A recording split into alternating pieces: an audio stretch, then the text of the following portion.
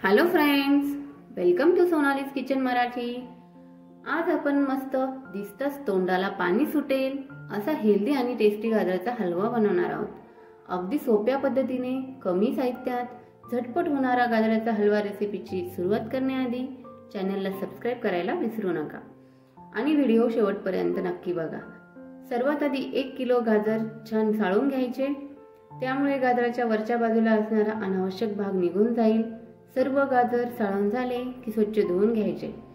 आता आपण गाजर किसून घेणार आहोत। सर्व गाजर किसून झाले की कढई गॅसवर ठेवायची। गॅस ऑन केला, कढई गरम झाली की 2-3 चमचे तूप घालायचं। तूप गरम झालं की बदाम आणि काजूचे काप घालायचे, छान परतून घ्यायचे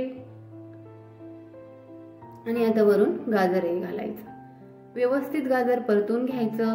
1-2 मिनिट गाजर परतून घेतले की त्यात अर्धा कप साई सोबत दूध घालायचं, व्यवस्थित मिक्स करायचं आणि आता अर्धा कप साखर ऍड करायची। साखरेचे पाणी, दूध आणि गाजराने सोडलेले पाणी सर्व व्यवस्थित आटले की मग इलायची पावडर ऍड करायची। व्यवस्थित मिक्स करायचं। परफेक्ट गाजराचा हलवा तयार झाला आहे। सर्वात महत्त्वाची टीप म्हणजे गाजराचा हलवा तूप सोडायला लागला की परफेक्ट झाला म्हणून समजायचा। हलव्यामध्ये बिलकुल दूध तळाला राहिले नाही पाहिजे, म्हणजे परफेक्ट आणि चवदार हलवा बनतो। चला मग व्हिडिओ आवडल्यास लाईक, शेअर करा आणि सबस्क्राइब करायला विसरू नका। Thanks for watching.